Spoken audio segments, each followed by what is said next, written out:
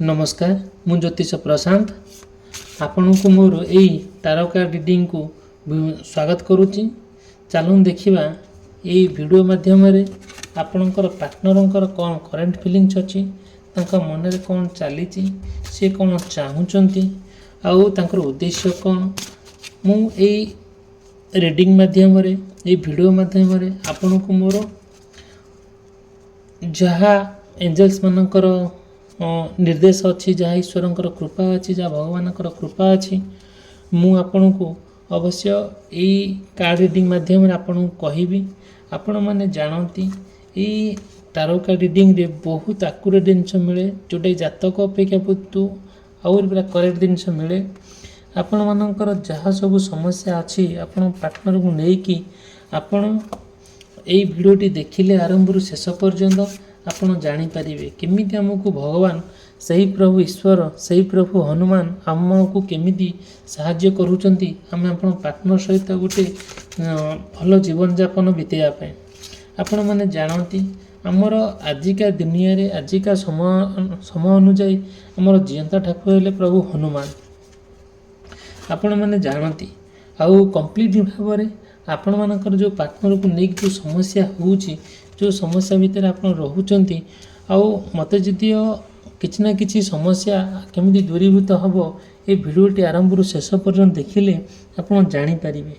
Fast कहि जदि ये चैनल को सब्सक्राइब करना आप सब्सक्राइब करने के भूलिए ना वीडियो को लाइक करने के भूलिए ना आउ जहाँ आपणकर प्रोब्लेम होउची किंबा मोर जहाँ त्रुटि रोची मते कमेंट माध्यम हो किंबा आपणकर मते कहि परिबे मोर पर्सनल नंबर देछि मते मेसेज करि परिबे कॉल करि परिबे आपण पई जहाँ सुइटेबल हेई परिबो जहाँ आपण पई प्रयोज्य हेई परिबो मु ताहा चेष्टा करिबी करिवा पई ट्राई करिबी ता से आपणकर इच्छाटा को मु पूरण करिवा पई आपण माने अवश्य मते कहिबे केबे भी मन ऋणा करिवे नाही मते कांटेक्ट करिवे जहाँ आपणकर असुविधा अच्छी आपण पार्टनर को लेकिन हो कि पारिवारिक समस्या हो कि फाइनेंशियल प्रॉब्लम हो जहाँ भी समस्या अच्छी मु मोर पर्सनल रिडिंग माध्यम तार समाधान बाट आपन को देखी आउ तार मध्य रेमेडीज देवी केमिति आपन से समस्या भितर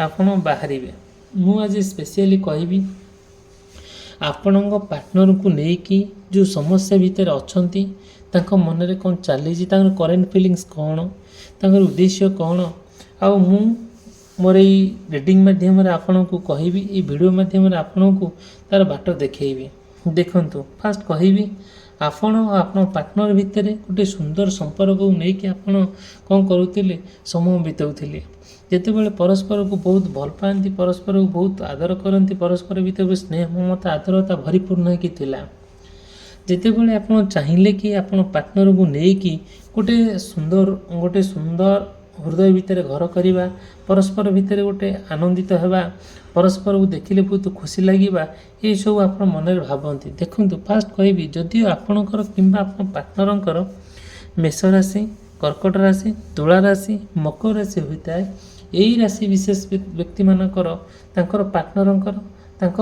सी जहाँ चाहूँगी करने से अवहेलित हो जाऊँगी जितेबाला आपण पार्टनर को लेकिन किसी चाहूँगी करने किसी करें सब बेले गोटे समस्या घेर रोच समस्या देखिए गति करुँच जोटा कि आप लाइफ ये सिक्योर हो पारना कि सुइटेबल हो पारना जो पर्पज जो लक्ष्य आप रखिंट आपण से पर्पज जिते आप पहुँचापी बहुत डिफिकल्ट हो कहीं एक्चुअली तार रिजन कौन सब बेले आप चाहूँ पार्टनर लेकिन गोटे फ्रीडम गोटे स्वाधीनतार सहकार बंचवा क्या निर्भर न करवा कि कौन लोक आपन को न कहवा कि कौन लोक आप आंगुठी न देखा आपड़ ए विषय चिंता करते आपण सब बेले ना गोटे माइंड रे गोटे कथा आपणकर गोटे उंकी मारे जोटा आप माइंड को आसे अच्छा जिते आप गोटे भल मन थाए केते सुंदर मन थाए से ना ट्राए करती कि आप पार्टनर सहित किसी समय बीतेवाई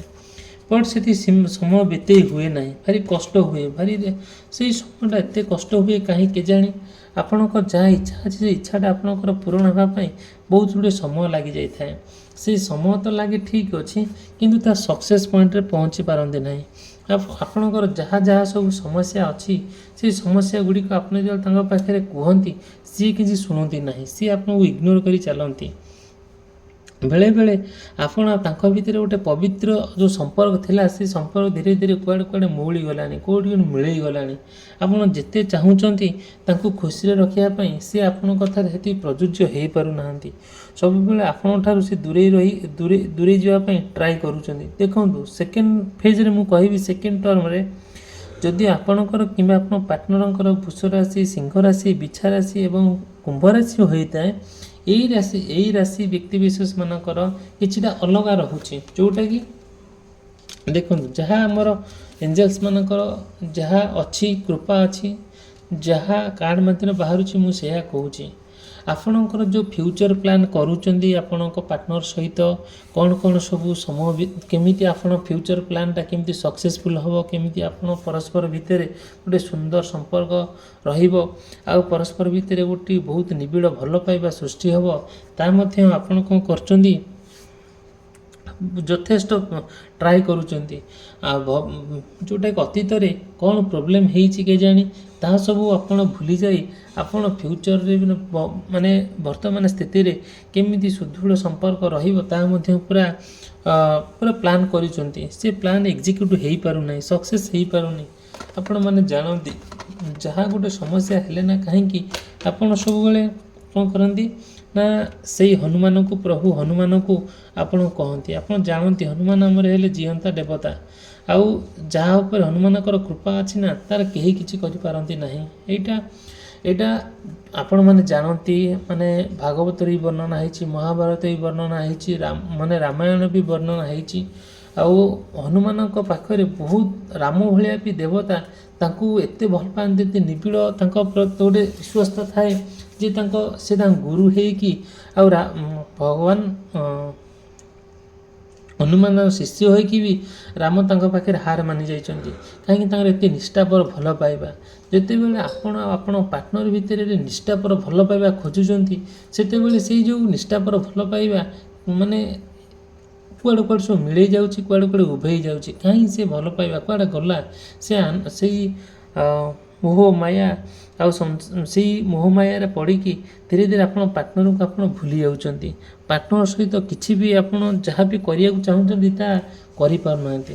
ଆଉ ବିଭିନ୍ନ ପ୍ରକାର କଥା ଆପଣ ମାଇଣ୍ଡରେ ଯେତେବେଳେ ଆସିକି କ୍ରିଏଟ୍ ହେଉଛି, ପାରାଆଡ଼ୁ ସତରପଟା ହେଉଛନ୍ତି, ସେତେବେଳେ ଆପଣ ଭିତରେ ଯେଉଁ ମନରେ ଯେଉଁ ଆଶା ଥାଏ ସେ ଆଶା ସମ୍ପୂର୍ଣ୍ଣ ଭାବରେ ମରିଯାଉଛି। ଆପଣଙ୍କର ଯେଉଁ ଅନେଷ୍ଟ ଭାବନା ଥିଲା ଆପଣ ପାର୍ଟନର ପ୍ରତି, ଗୋଟେ ସାଧୁତା ଭାବନା ଥିଲା, ଗୋଟେ ଭଲ ଭାବନା ଥିଲା, ସେଇ ଭାବନା ଧୀରେ ଧୀରେ ଆପଣ ପାର୍ଟନର ଆପଣଙ୍କଠାରୁ ଛଡ଼େଇ ନେଇଯାଉଛନ୍ତି। କାହିଁ ସେ ଅନେଷ୍ଟ କୁଆଡ଼େ ଗଲା, କାହିଁ ସେ ସାଧୁତା କୁଆଡ଼େ ଗଲା, ଏଇସବୁ ଜିନିଷ ଧୀରେ ଧୀରେ ଆପଣ ପାର୍ଟନର ଆପଣଙ୍କଠାରୁ ଛଡ଼େଇ ନେଇଯାଉଛନ୍ତି।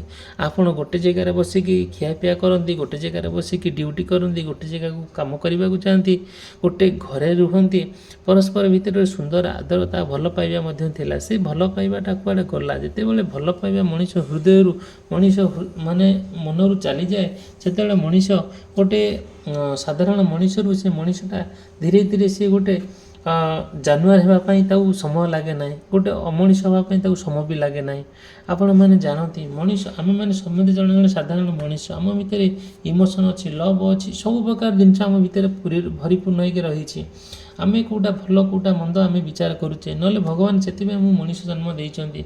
ଦେଖ, ମୁଁ ଫାଷ୍ଟ କହିବି, ଆପଣ ଆରମ୍ଭରୁ ଶେଷ ପର୍ଯ୍ୟନ୍ତ ଭିଡ଼ିଓକୁ ଦେଖିଲେ ଆପଣ ନିଶ୍ଚିନ୍ତ ଭାବରେ ଗୋଟେ କନକ୍ଲୁଜନ୍ ପଏଣ୍ଟରେ ପହଞ୍ଚିବେ। ପ୍ରଭୁ ସେଇ ହନୁମାନଙ୍କର ଆଶୀର୍ବାଦ ଆପଣଙ୍କ ପ୍ରତି ରହିବ, ଆପଣ ପାର୍ଟନରକୁ ଆପଣ ପାଇପାରିବେ। ଆଉ ଯଦିଓ ବି ଆପଣ ଚ୍ୟାନେଲକୁ ସବସ୍କ୍ରାଇବ୍ କରିନାହାନ୍ତି, ଚ୍ୟାନେଲକୁ ସବସ୍କ୍ରାଇବ୍ କରିବେ, ଭିଡ଼ିଓକୁ ଲାଇକ୍ କରିବେ, କେବେ ବି ଭୁଲିବେ ନାହିଁ। ଆପଣଙ୍କର ଯାହା ସମସ୍ୟା ଅଛି ସେ ସମସ୍ୟାଟା ମୋତେ ଆପଣ ଜଣାଇବେ, ମୁଁ ମୋର ପର୍ସନାଲ ରିଡ଼ିଂ ମାଧ୍ୟମରେ ତାହାର ରେମେଡ଼ିସ୍ ଆପଣଙ୍କୁ ଦେବି। ଠିକ୍ ଅଛି, ଚାଲନ୍ତୁ ଦେଖିବା ସେଇ ପ୍ରଭୁ ହନୁମାନଙ୍କର ଯାହା କୃପା ଅଛି ଆଉ ପ୍ରଭୁ ଈଶ୍ୱରଙ୍କର ଯାହା ଆଶୀର୍ବାଦ ଅଛି, ମୁଁ ତାହା ହିଁ କହୁଛି। କାର୍ଡ଼ ମାଧ୍ୟମରେ ଯାହା ବାହାରୁଛି ମୁଁ ସେୟା ହିଁ କହୁଛି। ଆଉ ଦେଖନ୍ତୁ, ଯେତେବେଳେ ଆମେ ଟ୍ରାଏ କରୁଛେ କି ସବୁ କିଛି କରିବା ପାଇଁ, ଆଉ ଗୋଟେ ଦେଖନ୍ତୁ ସବୁକିଛି ଆମେ କରିବା ପାଇଁ ଆମେ କିଛି କଲାବେଳକୁ ଆମର କିଛିଟା କ'ଣ ଆସୁଛି ଯେଉଁଟାକି କିଛି ସମସ୍ୟା ଆସିକି ପହଞ୍ଚି ଯାଉଛି, ସେ କିଛି ଆରମ୍ଭ ହୋଇପାରୁନାହିଁ ଭଲରେ କି ଶେଷ ହୋଇପାରୁନାହିଁ।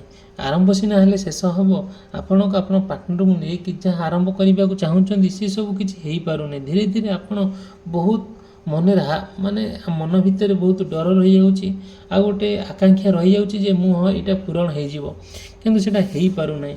ନା ବିଗିନିଂ ହେଉଛି ନା ଏଣ୍ଡିଂ ହେଉଛି। ସବୁବେଳେ ନା ଆପଣ ପାର୍ଟନର ଭିତରେ ଯାହା ସବୁ ସମସ୍ୟା ଭିତରେ ଆପଣ ରହୁଛନ୍ତି ସେସବୁର କିଛି ଠିକ୍ଠାକ୍ ହୋଇପାରୁନାହିଁ।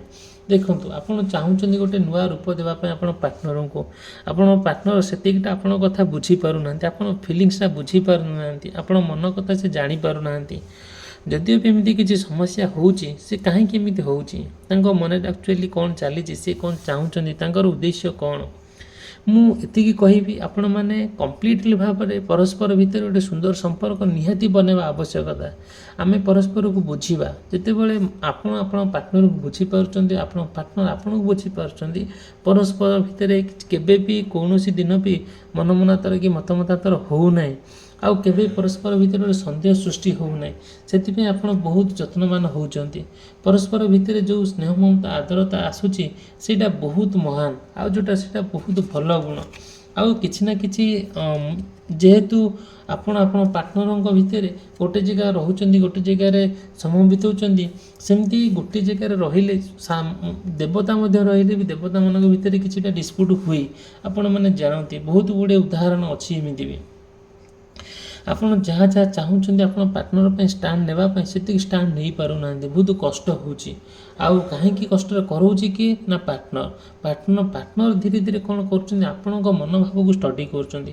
ଆପଣ ରିଏଲ୍ କଥାଟା କ'ଣ ଚାହୁଁଛନ୍ତି, ସେ ସେଇ କଥାକୁ ନେଇକି ବହୁତ ଗୁଡ଼ିଏ କ'ଣ କରୁଛନ୍ତି, ସମସ୍ୟା ସୃଷ୍ଟି ସେ ନିଜେ କରୁଛନ୍ତି, ଯେଉଁଟାକି ଆପଣ ଭାବିପାରୁନାହାନ୍ତି। ସେ ଯେଉଁ ଯାହା ସବୁ ପ୍ରୋବ୍ଲେମ୍ ରହୁଛି, ସେ ପ୍ରୋବ୍ଲେମ୍ରୁ କେମିତି ଦୂରେଇ ଆସିକି ଆପଣ ପାର୍ଟନର ସହିତ ନୂଆ ଏକ ଜୀବନ ଆରମ୍ଭ କରିବେ। ଦେଖନ୍ତୁ, ଯଦିଓ ବି ଆପଣଙ୍କୁ ଆଉ ଗୋଟେ କଥା କହୁଛି, ଦେଖନ୍ତୁ, ଆପଣ କିମ୍ବା ଆପଣଙ୍କ ପାର୍ଟନରଙ୍କର ଯଦିଓ ମିଥୁନ ରାଶି, କନ୍ୟା ରାଶି, ଧନୁ ରାଶି, ମୀନ ରାଶି ହୋଇଥାଏ, ଆଉ ଏଇ ରାଶି ବିଶେଷ ବ୍ୟକ୍ତିମାନଙ୍କ ପାଇଁ ସ୍ପେସିଆଲି କହୁଛି, ପାର୍ଟନର ଆଉ ଆପଣଙ୍କ ଭିତରେ ଯେତିକି ରିଲେସନସିପ୍ ରହିବା କଥା ସେତିକି ରହୁନାହିଁ। ଧୀରେ ଧୀରେ କ'ଣ ହେଉଛି, ଆପଣ ଆଉ ତାଙ୍କ ଭିତରେ କିଛି ନା କିଛି ମନମନାନ୍ତର ମତାମତାନ୍ତର ହେଉଛି, ଆଉ କିଛିଟା ରାଗ ଅଭିମାନ ହେଉଛି ସତ, କିନ୍ତୁ ଯେତିକି ଯେଉଁ ସମ୍ପର୍କ ରହିବା କଥା ସେଇଟା ରହୁନାହିଁ। ଧୀରେ ଧୀରେ ଆପଣଙ୍କ ଠାରୁ ସିଏ କ'ଣ କରୁଛନ୍ତି, ମାନେ ଦୂରେଇ ଯାଉଛନ୍ତି।